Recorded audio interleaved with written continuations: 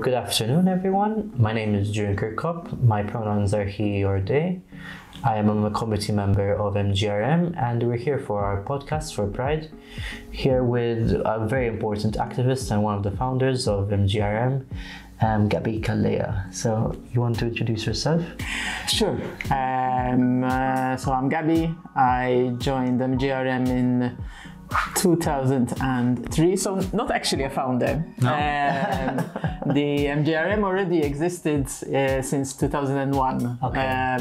but I was a member for about 15 years, I think. Okay. So quite a long time. And now I am working for the Human Rights Directorate, leading government's policy unit on LGBTIQ equality. Okay.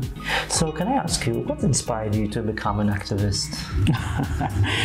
Yes, well, I'd been working in the UK for a couple of years, and I came out when I was there. And when I came back to Malta, I was looking around, seeing how I could meet other LGBTIQ people.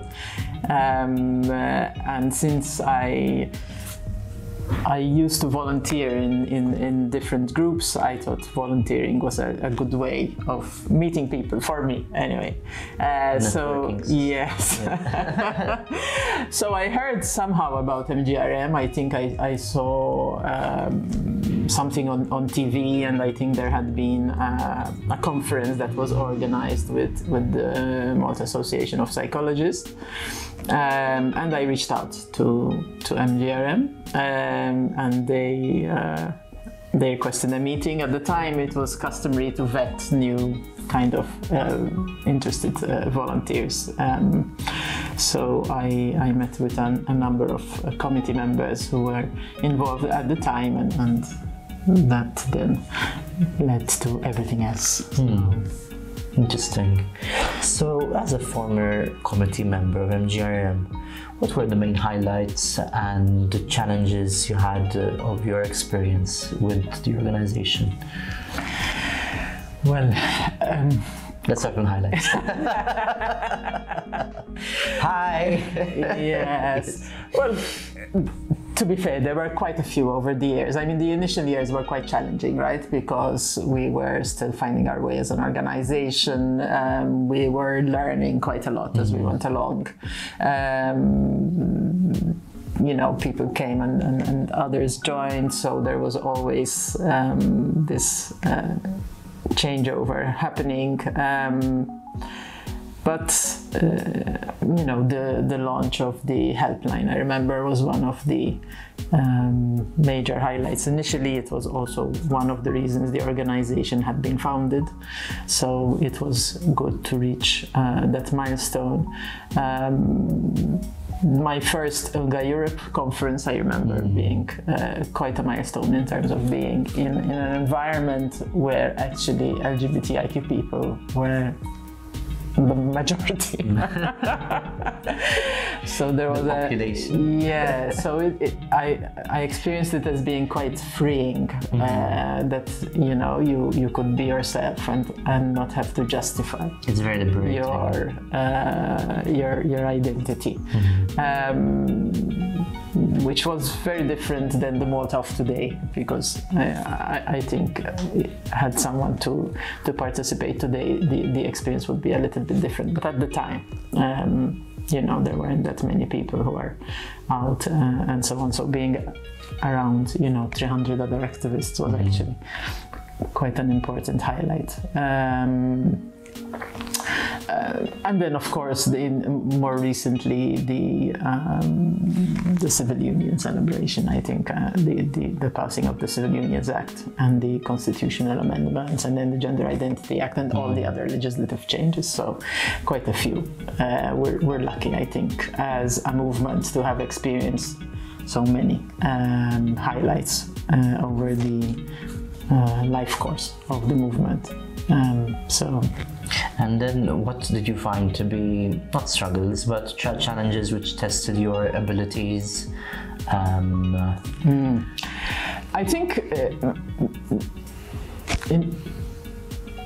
I remember shortly after I joined the organization, there was an organized meeting with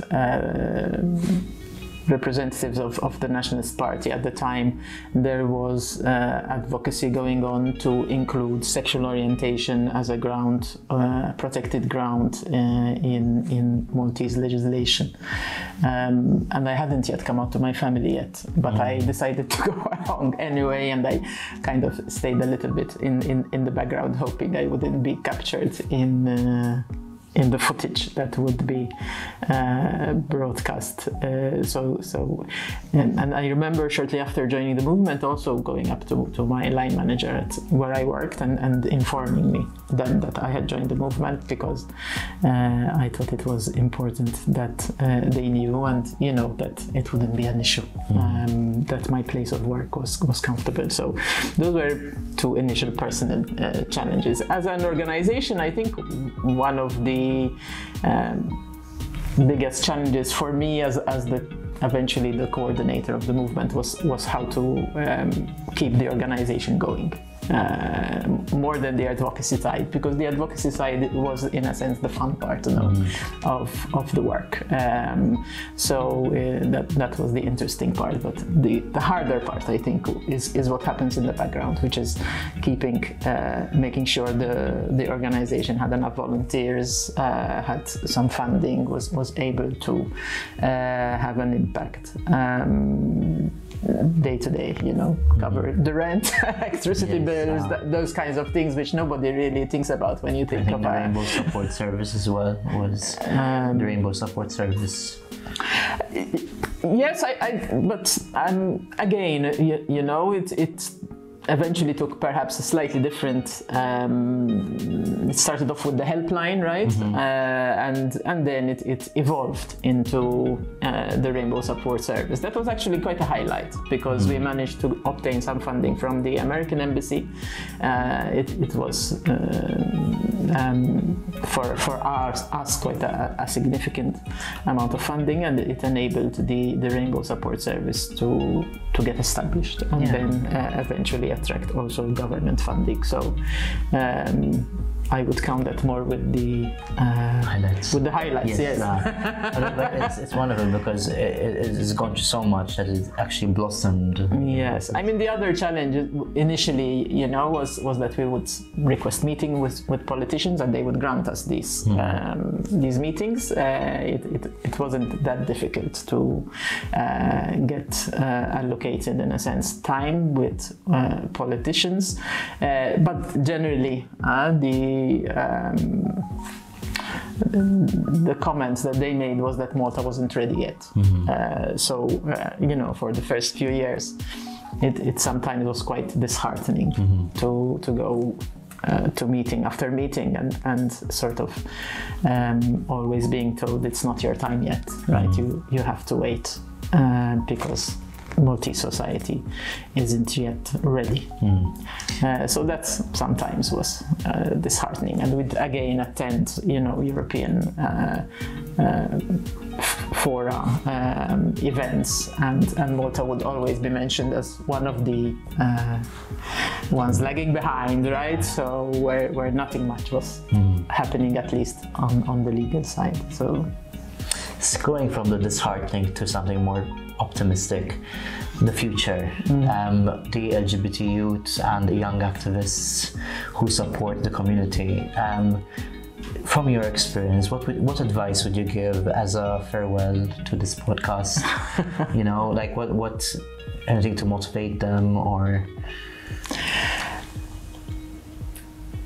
I think activism is not necessarily for everyone, right? So, but if there are young people who really want to make a change and to bring about change and to have a passion for justice, for equality, for fairness, I think activism is a very good way to sort of do what you are passionate about.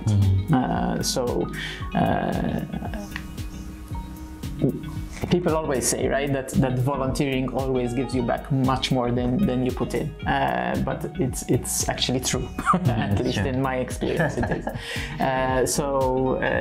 I think when you are doing something that you believe in and which in a sense you feel strongly about, and that is in many ways its own rewards, but it also exposes you to a lot of opportunities, and you meet some pretty amazing people along the way as well.